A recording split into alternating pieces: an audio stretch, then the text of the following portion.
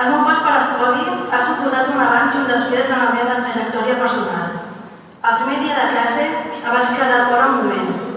Era el meu primer dia a la universitat i estava nerviosa.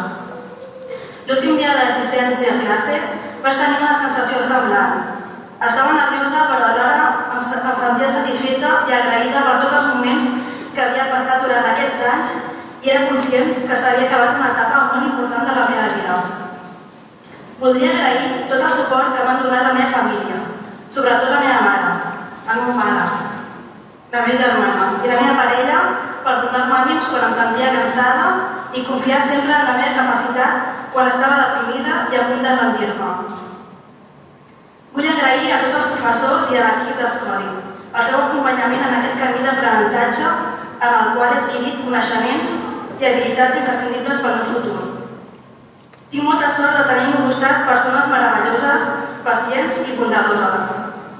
L'última persona a la que vull tenir un record pel meu avi Manel, que malauradament avui ja no